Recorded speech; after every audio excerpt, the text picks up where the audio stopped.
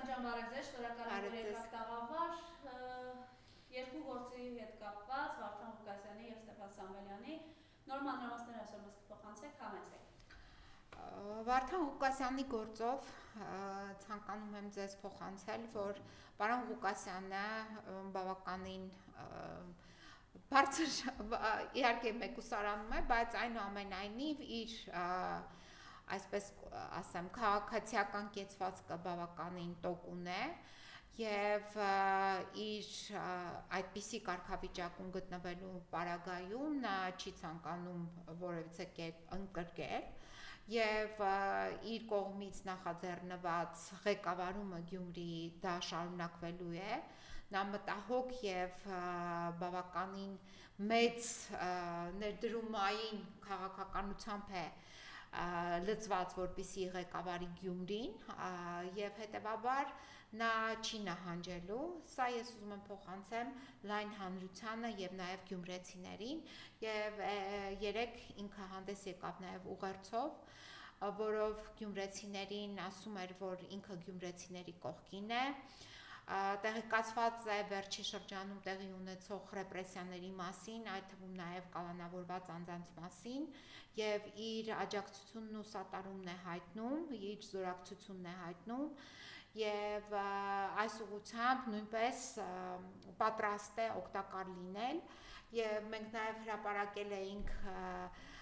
այն հեռախոսահամարը, որի միջոցով քաղաքացիները, գյումրեցիները, ովքեր այս պահին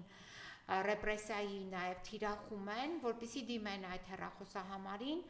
եւ մենք փորձենք իրենց տրամադրել իրավաբանական օգնություն հատկապես եւ իհարկե նաև այլ աջակցություն եւս եւ հետեւաբար այդ հեռախոսահամարը հրապարակված է, խնդրում եմ, եթե կան մարդիկ, ովքեր կարիք ունեն, անպայման կապ հաստատեն այդ հեռախոսահամարի միջոցով, հիմա էլ կհնչեցնեմ հեռախոսահամարը 055 40 3900 այս համարին նորից կարող եք զանգահարել, կապ հաստատել, Շուշանիկը ձեզ կպատասխանի եւ կապ հաստատելուց հետո արդեն կորոշենք ինչ ձևաչափով պետք է օգտակար լինենք ձեր խախտված իրավունքների մասով։ Հիմա պատմեմ, թե ինչ է տեղի ունեցել օրինակ երեք վարույթն իրականացնող մարմինը որոշել էր անցկացնել խուզարկություններ, թվային խուզարկություն է կոչվում, նման դատավարական նորմ գոյություն ունի եւ խուզարկում էին պարոն Ղուկասյանի հեռախոսների պարունակությունը, այսինքն նա օգտվում է ընդամենը մեկ հեռախոսից, բայց մնացած հեռախոսները առգրավել էին ինչ-որ նրա աշխատասենյակի հարակից տարածքներից եւ այդ հեռախոսները, որը ըստ էության իրեն չէին պատկանում, բայց նա որոշ հանգամանքներում օգտվել էր այդ հեռախոսներից, որոշել են խուզարկություն անել, արեցին խուզարկությունը եւ որևիցե բան հայտնաբերեցին, խուզարկությունը տևեց բավականին երկար ժամանակ ու պարոն Ղուկասյանը շատ էր ափսոսում այդ թանկարժեք ժամանակը, որ անցկացվում էր այդպիսի գործողության վրա, այլ ոչ թե նրա վրա, որպեսզի նա կատարեր իր պարտականությունները որպես Գյումրու քաղաքապետ։ Հարգելի հայրենակիցներ, այդ թվում նաև մտահոգ քաղաքացիներ, այդ թվում նաև բոլոր այն քաղաքացիներ, ովքեր պատկերացում չունեն, թե ինչպիսի հետապնդում է տեղի ունենում, հայտնեմ ձեզ, որ որևիցե ապացուցողական նշանակության նյութ ոչ այն օրը, երբ տեղի ունեցավ փակ դատական լսումներ, ոչ այդ օրը, ոչ էլ այսօր գոյություն չունի, որով կարող էին ինչ-որ ձև մեղադրել պարոն Վարդան Ղուկասյանին։ Այն մեղադրանքները, որը առաջադրվել են, բացարձակ հիմնազուրկ են եւ օրենքի տեսանկյունից դրանք ուղղակի ապօրինություններ են եւ այդ մեղադրանքները նրանք չեն կարողանում նաեւ հիմնավորել։ Մենք հիմա հասկանում ենք, որ այն մեղադրանքը, որը առաջադրվեց հոկտեմբերի 20-ին, այդ մեղադրանքը իրենք հասկացան, որ բացարձակ 0 է, բացարձակ հիմնազուրկ է, հետևաբար դրանց արդեն օրեր անց առաջադրեցին մեկ այլ մեղադրանք, որը նույնպես հիմնազուրկ է եւ այդ մեղադրանքն էլ ցավալին այն է, որ հիմնվում է միայն խոսքի վրա, որը նա արտաբերել է հրապարակայնորեն եւ այդ խոսքը նրանք մեկնաբանել են որպես քրորեն հետապնդելի արարք, իսկ խոսքը վերաբերվել է ընդհանուր առմամբ աշխարհաքաղաքականությանը եւ ընդհանուր առմամբ թե Հայաստանի համար, Հայաստանի Հանրապետության ինքնիշխանության, ազատության, ապահովության համար, ինչպիսի օրինակ միավորումների մեջ կարող է լինել Հայաստանի Հանրապետությունը, որպիսի նրա ընթացքը եւ ընդհանուր առմամբ Հայաստանի Հանրապետության նաև հասարակությունը ինչպես կարող է անվտանգ լինել։ Սրա վերաբերյալ խոսք է հնչեցրել եւ այս խոսքը կոնտեքստից թեպետ վերցրել է, բայց նույնիսկ այդ կոնտեքստի մեջ նա հաստատում է, որ ինչի համար են անհրաժեշտ, այսինքն միտքը եղել է հետեւյալը. Հայաստանը կարիք ունի անդամակցելու միությունների եւ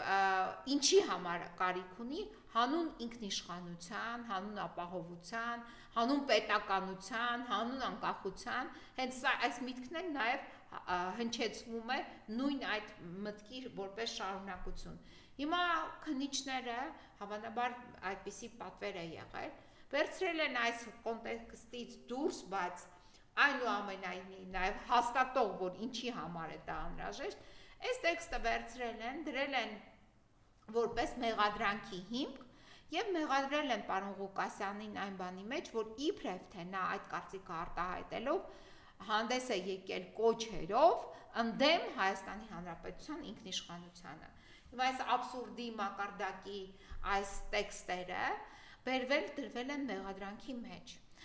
Մենք հասկանում ենք, որ սա ուղղակի պատվեր է եւ ապօրինություն է, եւ այս ապօրինությունը ունի շարունակություն եւ այս շարունակությունը կայանում է նրանում, որ ամսի 21-ին, տեսեք ամսի 21-ին որոշում է եղել, այս նույն ամսի 21-ին եղավ որոշումը դատական ակտը, համաձայն որի պարոն Ղուկասյանին ոչ իրավաչափորեն այդ դատական ակտը ակնհայտ անդրադարձի դատական ակտը եւ դա կբեկանվի եւ այդ բեկանումից հետո նաեւ ովքեր որ կայացրեցին այդ ակտը կպատժվեն, հարցը դա չէ, բայց զուգահեռաբար Հայաստանի Հանրապետությունում փաստորեն քրեադատավարական օրենսգիրքը վերցնում են դրույթները եւ զուգահեռաբար կիրառում են ծայրահեղ խափանման միջոց կալանքի հետ մեկտեղ, դատախազը հաստատում է, որ պետք է կիրառվի նաեւ այլընտրանքային խափանման միջոց։ Ես միգուցե այն հանրությունը շատ լավ չպատկերացնի ինչի մասին է խոսքը, բայց իմ գործընկեր իրավաբանները, փաստաբանները շատ լավ կհասկանան։ Կա մեկ խափանման միջոց ծայրահեղ, դա կալանքն է, եւ մնացած խափանման միջոցները կոչվում են այլընտրանքային խափանման միջոցներ։ Այլընտրանքային խափանման միջոցները կարող են միմյանց հետ համակցված կիրառվել, բայց երբ կա արդեն ծայրահեղը, այս այլընտրանքայինները չպետք է կիրառվեն։ Հիմա պարոն Ղուկասյանի վերաբերյալ դատարանի կողմից դատախազը տեղյակ է, միջնորդություն է ներկայացվել քննիչների կողմից, որպիսի նրան կալանավորեին 2 ամիս ժամկետով։ Այս միջնորդությունը դատարանը բավարարել է։ Պարզվում է քննիչը եւս մեկ այլ որոշում է կայացնում, որը հաստատվում է դատախազի կողմից, ուրեմն Վարույթի հսկող դատախազ Գորիկ Հովակիմյանի կողմից 21/10/2025 թվականին, ես չգիտեմ սա ձեզ երևում է, տեսանելի է թե ոչ, նույն օրը այս մեր դատախազ Գորիկ Հովակիմյանը որոշում է կայացնում ինչի վերաբերյալ։ Հավանաբար բավարարում է Նիկոլ Փաշինյանի պահանջը, որոշում պաշտոնավարման կասեցումը որպես այլընտրանքային խափանման միջոց կիրառելու մասին։ Եվ հիմքեր է թվարկում, հիմա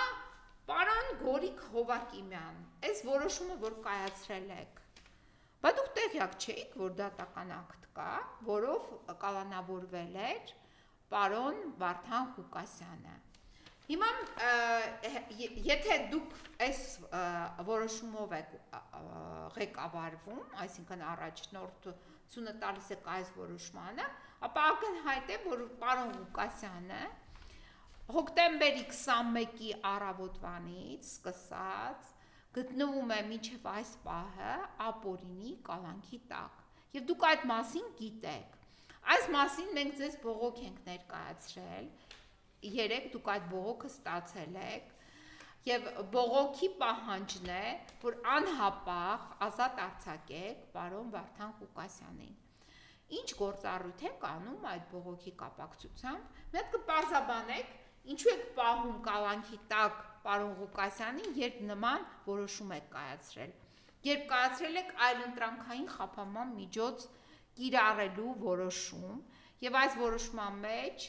դուք նշել եք հիմքեր, ինչու պետք է այս որոշումը կայացվի, այս որոշումը, այսինքն քննիչի կողմից կայացվել է եւ դուք հաստատել եք։ Այսինքն, եթե մենք ունենք այս որոշումը, զուգահեռաբար այլ խափանման միջոց, որը ծայրահեղ խափանման միջոց է, որը այլընտրանքային, այսինքն կալանավորմանը այլընտրանքային խափանման միջոց է կիրառել, ապա ո՞նց եք գտնում, որ այդ խափանման միջոց կալանավորումը պետք է շարունակի գործել եւ դուք ինչու չեք վերացնում այդ խափանման միջոցը։ Այս պայծրությամբ ես արձանագրում եմ, որ դուք առնվազն հոկտեմբերի 21-ից տեղեկացված եք, որ պարոն Վարդան Ղուկասյանի համար ընտրված խափանման միջոց կալանավորումը ապօրինի է, ոչ իրավաչափ է, որովհետև ձեր կողմից հաստատվել է այս խափանման միջոցը։ Հիմա հարգելի հայրենակիցներ, ինչու են այս աճպարարությանը եւ ապօրինությանը դիմել, օրինակ այս պարոն Գորիկ Հովակիմյանը եւ նաեւ քննչական հանրային ծառայության շահերի դեմ ուղղված կոռուպցիոն բնույթի հանցագործությունների քննության վարչության պետի տեղակալ Սարգսյանը, այս հակակոռուպցիոն կոմիտեի, ինչու են սա արել։ Մի կողմից պարոն Վարդան Ղուկասյանին ապօրինաբար մեկուսացրել են, պահում են որտեղ ազգային անվտանգության ծառայության շենքում գործող Երևան կենտրոն քրեակատարողական հիմնարկում, մյուս կողմից էլ այս որոշումը կայացրել են, որովհետև հարձակումը պետք է լիարժեք լինի, հարձակման հետևանքը պետք է իրենց համար պտուղներ փոխանցի, այսինքն այն պտուղները, որով նրանք պետք է զրկեն Գյումրիին ընտրված քաղաքապետի ղեկավարումից, դրա համար ընտրել են այս այլընտրանքային խափանման միջոցը, որը կասեցում է պահանջում պաշտոնավարման պարոն Վարդան Ղուկասյանի։ Ինչու են այս որոշումը սրանք ընդունել։ Այս որոշումը ընդունվել է նրա համար, որպեսզի բավարարեն Նիկոլ Փաշինյանի առաջադրանքը, որը հնչվել է Հայաստանի Հանրապետության ազգային ժողովի դահլիճի ամբիոնից, երբ 2025 թվականի հոկտեմբերի 1-ին, ինչ էր այդ հնչեցրած կոչը սպառնալիք էր, ընդհուպ մինչև նրա կյանքին վտանգ սպառնացող սպառնալիքների հնչեցում է եղել այդ կոչի մեջ, ինչ է նշանակում քաղաքական եւ հանրային կյանքից դուրս շպրտելը։ Այսինքն, սա նշանակում է, որ առաջինը ես թույլ չեմ տալու, որտեվ դա իրենց նաեւ այսպես ասած պարտությունից հետո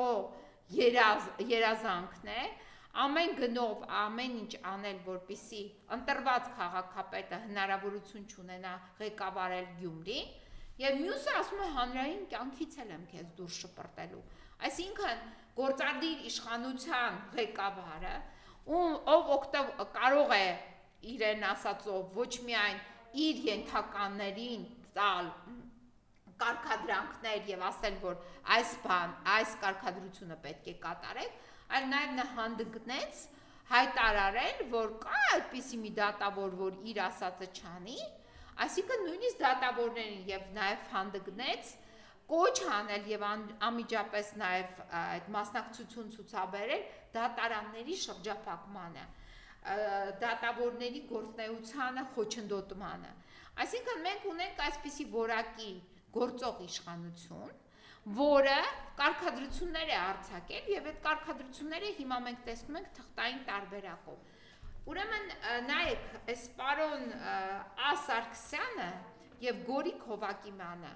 այս փաստաթուղթը պահել էին, այսինքն կարող է միգուցե մի քանի օր հետո է կազմվել, բայց թվագրվել է ամսի 21-ով։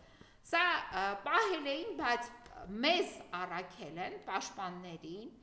այդ թվում նաև պարոն Ղուկասյանին բավականին ուշ։ Այս փաստաթուղթը տրվել է փոստին հոկտեմբերի 27-ին, երեկոյան ուշ ժամին, այսինքն փոստը պաշտոնապես փակվելուց առաջ անմիջապես։ Հիմա հարց պարոն Ա. Սարգսյանին, այս պետի տեղակալին եւ այս Գորիկ Հովակիմյանին։ Հարգելի պարոնայք, եթե դուք այս որոշումը կայացրել եք ամսի 21-ին, հարգելի պարոն Գորիկ Հովակիմյան, այս որոշումը, որ դու հաստատել էիր ամսի 21-ին, բա մի հատ հետամուտ չեղաք, այս որոշումը ինչու չի տրամադրվում մեզ ամսի 21-ին, այդ ամսի 21-ին, որ այս որոշումը կայացրեցիք, ինչու չհանձնեցիք փոստին, եւ ինչու այս որոշումը պահեցիք ձեր սեղանին կամ բանակցեցիք կամ չէիք դեռ կազմել, հետո ամսի 27-ին նոր առաքեցիք փոստային ծառայության միջոցով պաշտպաններին եւ պարոն Ղուկասյանին։ Հարց է առաջանում։ Ես խնդրում եմ ինձ պատասխանեք։ Այս որոշումը չեք կազմել, ասել եք չէ, նման որոշում չեն կարող կազմել, որովհետեւ նման որոշման ընդունումը հակասում է Հայաստանի Հանրապետության քրեական դատավարության օրենսգրքի համապատասխան հոդվածներին, Հայաստանի Հանրապետության սահմանադրությանը եւ մարդու իրավունքների եվրոպական կոնվենցիային, դրա համար չեք ընդունել այս որոշումը, այդքան գրագիտություն ունեիք եւ դիմակայում էիք, ասում եք չէ, չի կարելի նման որոշում ընդունել։ Ես ենթադրում եմ, որ սա է եղել հավանաբար այն պատճառը, որ դուք ամսի 27-ին եք նոր տվել այս որոշումը փոստին։ Երկրորդը, կարող է, որ այս որոշումը պահել էիք, այն որոշումը պետք է ստանայիք դատարանից, որոշեցիք հիմա այս ձևով աճպարարությամբ էս էլ ուղարկել, դրա համար ուղարկեցիք այսքան ուշ, բայց երկու որոշումներն էլ ընդունել էիք։ Հիմա այս որոշումը ուշ եք ուղարկում նաև Նիկոլին, որպեսզի նա տեսնի, որ այսքան ուշ եք ուղարկել, որպեսզի նա էլ որոշի, թե ինչ միջոցներ ձեռնարկի, միգուցե երկրորդ այս սցենարն է աշխատում, դրա համար եք այս որոշումը այսքան ուշ ուղարկել, անկախ նրանից, որ սա քրեական դատավարության օրենսգրքի խախտումով կայացրած որոշում է, նաև կալանքի տակ պահելն է քրեական դատավարության օրենսգրքով այս պահի դրությամբ խախտված, որովհետև եթե մենք տեսնում ենք ամսի 21-ին դուք այս որոշումը կայացրել եք, կամ էլ մյուսն է մնում, որ քանի որ մեր այսօրվա ղեկավար կազմը նաև գործադիր իշխանության ներկայացուցիչները չեն փայլում իրենց մասնագիտական գիտելիքներով, չեմ ուզենա ձեզ այդպիսի որակում տամ, բայց միգուցե օրենքի հոդվածների իմացության, կիրառման եւ նաեւ մարդու իրավունքների, հիմնարար իրավունքների նկատմամբ ձեր գիտելիքների պակասն է, որ նման որոշում եք կայացրել։ Ես այս հարցերը ձեզ ուղղում եմ եւ հիմա ձեզանից ակնկալում եմ անհապաղ որոշում, որ պարոն Ղուկասյանի նախ կալանքի որոշումը արդեն իսկ 10 օր է այս որոշման հիման վրա, դա ապօրինի է, հետևաբար այդ որոշումը դուք պետք է վերացնեք։ Ես ակնկալում եմ պարոն այս Գորիկից, Գորիկ Հովակիմյանից, հարգելի պարոն Գորիկ Հովակիմյան, հարգելի պարոն վարույթով հսկող դատախազ, դու տեղյակ եք այս որոշման մասին եւ հետեւաբար դուք տեղյակ եք նաեւ կալանքի որոշման մասին, հետեւաբար պահանջում եմ, հորդորում եմ մնալ օրենքի շրջանակներում, կատարել ձեր պետաիշխանական լիազորություններն ու պարտականությունները, անմիջապես վերացնել պարոն Վարդան Ղուկասյանի նկատմամբ ընտրված խափանման կալանավորումը, այդ որոշումը դատարանի, որովհետև դուք այդ իրավասությունը ունեք, կարող եք հենց հիմա որոշում կայացնել եւ ազատ արձակել պարոն Վարդան Ղուկասյանին։ Այդ որոշումն է անձամբ, նույնիսկ շտաբ կարգով, չգիտեմ գլխավոր դատախազության շենքում եք, թե որ շենքում եք նստած, որտեղ եք իրականացնում ձեր մասնագիտական եւ ծառայողական պարտականությունները, եթե Վազգեն Սարգսյան 5 հասցեում եք, ապա կարող եք ոտքով, մի քիչ շտաբ քայլելով գնալ ազգային անվտանգության ծառայություն Նալբանդյան 104 հասցե եւ անմիջապես այս ձեր որոշումը փոխանցել Մեկուսարանի պետին, այդ քրեակատարողական հիմնարկի պետին, պարոն Թամարյանին, եւ պարոն Թամարյանն էլ այդ որոշումը տեսնելուց հետո դուռը պետք է բաց անի եւ պարոն Ղուկասյանին ասի ցտեսություն, կհանդիպենք պարոն Ղուկասյան Գյումրիում քաղաքապետարանում։ Սա պետք է լինի սցենարը չէ, գործառույթները, ձեր պարտականությունները, որը անհապաղ պետք է կատարեք։ Սա պարոն Վարդան Ղուկասյանի մասով։ Հիմա անդրադառնամ մեր հաջորդ քաղաքացուն, պարոն Ստեփան Սամվելյանի այդ խախտված իրավունքների տիրույթում տեղի ունեցող գործողություններին եւ մեր պայքարին եւ այն որոշումներին, որոնք մենք ունենք մեր ձեռքի տակ։ Պարոն Ստեփան Սամվելյանը Փարքասու բավականին լավ կազդուրված վիճակում է եւ նրան արդեն իսկ տրամադրում են հեմոդիալիզը, այսինքն նա արդեն այսօր պետք է ստանա երրորդ այդ սեանսը, որից հետո 4-րդը կունենա, նոր որոշում պետք է կայացնեն, ընդմիջեն օրը մեջ տան, հիմա ամենօրյա ռեժիմով են տալու, հետո նոր որոշեն, թե ինչ քանակի սեանսներ նա պետք է ընդունի շաբաթական։ Եվ այս առումով կարող եմ ասել, որ անմիջապես այդ հեմոդիալիզի ընդունումից հետո ես իրեն տեսել եմ բավականին դրական առողջական վիճակում եւ բավականին տարբերվող դրական առողջական վիճակում եւ ակնհայտ է, որ այս հեմոդիալիզը նրան անհրաժեշտ էր, բայց ցավոք այդ անհրաժեշտությունը բժիշկները արձանագրել էին դեռ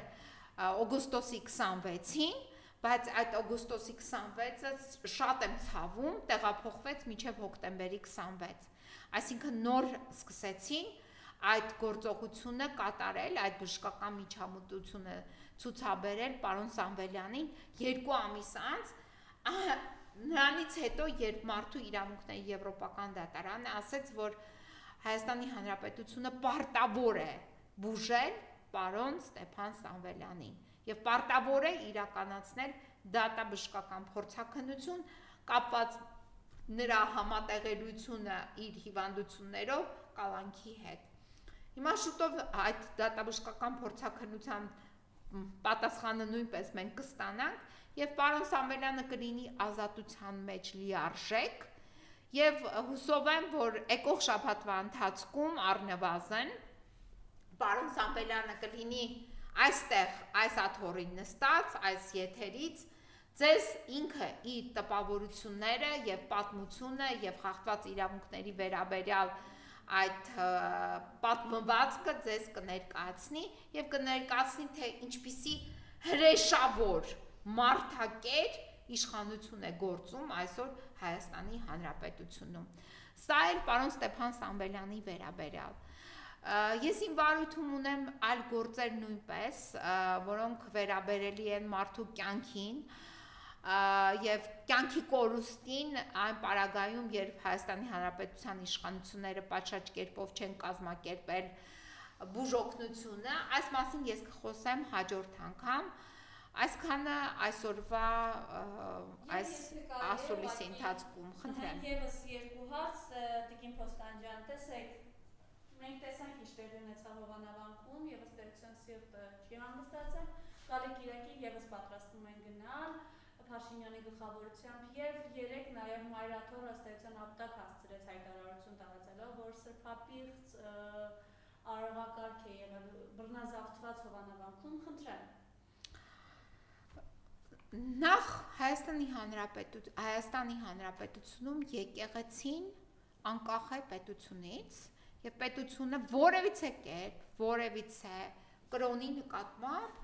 ոչ մի իրավասու միջամտություն կատարելու, այսինքն նրա կանոնակարգերի մեջ մտնելու հնարավորություն եւ իրավունք չունի, որովհետեւ նրանք անջատ են։ Այսինքն եկեղեցին դա անջատ կառույց է, մեր ազգային կառույցն է, բացի նրանից, որ մեր հոգևոր կրոնական կառույցն է, նաեւ նա ազգային ինստիտուտ է մեր համար։ Այս ամենը տեղի է ունենում հարգելի հայրենակիցների, միայն նրա համար, որպեսզի ինչ որ ստեղծել է հայ ազգը իր հազարամյակների պատմության ընթացքում եւ նաեւ վերջին այս 30-ամյա մեր պատմության ընթացքում մենք տեսանք կարևոր մեր պետական սյուներից Արցախի հանրապետությունը, որը արդի հայկական պետականության կարևոր բաղկացուցիչ զգալի հիմնասյուններ եւ նաեւ անվտանգության երաշխիքը վերացրեցին, այսինքն ըստ էության Արցախը հայաթափեցին եւ որպես այդպիսին Արցախյան հանրապետության իշխանություններ, վարչակազմ, հայկական գոյություն չունի եւ այդ տարածքը այսօր զավթված է թշնամու կողմից եւ այնտեղ հայերը չեն ապրում։ Դա վերացրեց, ջարդեց բանակը, հայկական ազգային զինված ուժերը, ջարդման հիմքում դնելով հայ ազգի երիտասարդ սերուցքի ցեղասպանությունը, այսինքն 5000 երիտասարդների դրեցին գետնի տակ։ Եվ չեմ ասում քանի հազարավորներն դարձան հաշմանդամ, մենք դեռ այս պայծրությամբ չունենք որևիցե պաշտոնական տվյալ, քանի մարդ է սպանվել, ցեղասպանվել եւ քանիսն են դարձել վիրավոր այդ 44 օրյա պայմանավորված պատերազմի ժամանակ։ Եվ դեռ մենք չունենք նաեւ պաշտոնական տվյալներ Արցախի հայաթափման օրերին, քանի մարդ պաշտոնապես մենք չունենք տվյալ, զոհվեց, այդ դիմադրության այդ 2 օր եղել է հարձակում Արցախի նկատմամբ եւ մարդիկ պայքարել են, պաշտպանել են, այդ ժամանակ էլ են եղել բազմաթիվ զոհեր։ Մենք չունենք դրանց պաշտոնական տվյալները, ել չեմ ասում, որ Արցախը հայաթափելուց առաջ նախ արցախցիներին նաեւ այրեցին, փաստորեն այդ այսպես կոչված բենզինի տրամադրման այդ վայրում, վառեցին արցախցիներին, այրեցին, նոր դուրս հանեցին Արցախահայությանը Արցախի մեր բնորանից, Արցախ աշխարհից։ Հիմա հաջորդը իրենք, ես հիշում եմ, որ շուրջ 2 տարի առաջ հրապարակումներ եղան, որ հեղինակավոր կառույցները, որոնք կարողանում են հետազոտություն անել հանրային կարծիքի հետ կապված եւ բացահայտել հանրային կարծիքը, թե Հայաստանի Հանրապետությունում ընդհանրապես հայ հանրության շրջանակներում որ կառույցներն են, որ ունեն հեղինակություն, այդ թվում ներառված էր հայոց մեր Սուրբ եկեղեցին եւ պատկերել Սուրբ Առաքելական հայոց եկեղեցին ուներ ամենաբարձր վարկանիշը։ Հետևաբար, եթե այդպիսի բարձր վարկանիշի տեր կառույց գոյություն ունի, ապա թիրախում այդ կառույցն է հայտնվում եւ հետեւաբար այդ կառույցի նկատմամբ պետք է տեղի ունենային այսպիսի վայրագություններ, որը մենք տեսնում ենք։ Բոլոր հասարակության կողմից ստեղծված, հարգված, այդ թվում նաեւ այդ հասարակության անբաժանելի մաս կազմող միավորումներում հաստատություններում կան արատավոր երևույթներ, դա անխուսափելի է, որ նույնիսկ այն ասում են, չէ, ընտանիք չկա, որ չունենա իր, ասենք, բացասական ինչ-որ մի անդամին չունենա։ Հետևաբար նույն մեր եկեղեցին, մեր Սուրբ Առաքելական եկեղեցին, լինելով կենդանի կառույց ունի իր մեջ նաև իհարկե որոշ արատավոր երևույթներ, բայց այդ որոշ արատավոր երևույթները այս կերպ ոտնձգության առարկա չեն կարող լինել, դա անընդունելի է, անկախ նրանից մենք ինչ-որ մի հոգևորականի սիրենք, չսիրենք, նրա նկատմամբ ունենանք մեր անձնական կարծիքը, որևիցե մեկին չի թույլատրվում ապօրինաբար այդ անձին դարձնել թիրախ եւ նույնիսկ ոչ միայն ապօրինաբար դարձնել թիրախ, այլ նաեւ այդ անձի նկատմամբ բռնության կոչեր հնչեցնել։ Իսկ եթե բռնության կոչեր հնչեցնողը գործող իշխանության, գործադիր իշխանության ներկայացուցիչն է, ապա սա արդեն դառնում է այնպիսի որակյալ քրորեն հետապնդելի արարք, որը մի քանի հոդվածներ է նախատեսում Հայաստանի Հանրապետության քրեական օրենսգրքով մեղադրանք առաջադրելու համար։ Հետևաբար այս բոլոր գործողությունները մենք պետք է դիտարկենք որպես քրորեն հետապնդելի արարք մեր հայ առաքելական սուրբ եկեղեցու նկատմամբ եւ նաեւ մեր կրոնի նկատմամբ, մեր հավատանքի նկատմամբ, այսինքն այստեղ մի տիրույթ է մտել գործադիր իշխանությունը, որը ոչ մի կերպ, ոչ ազգային օրենքներով, ոչ միջազգային օրենքներով չի կարող արդարացվել։ Այսինքն ընդհակառակը այս գործողությունները դատապարտելի են։ Հետևաբար այն ինչ որ տեղի է ունենում, այն ինչ որ անում են, դրանք դատապարտելի գործողություններ են եւ այդ դատապարտումը եւ նաեւ պատժի կրումը այդքան էլ չի ուշանալու։ Այնպես որ հանգիստ նստեք ձեր տեղը, չեմ ասում ձեզ վեր ընկեք ձեր տեղերում, ասում եմ հանգիստ նստեք ձեր տեղը, սպասեք, որ դատական ակտերը շուտով լինելու են եւ ձեզ դատական ակտերով տեղափոխելու են համապատասխան մեկուսացման վայր։ Շնորհակալ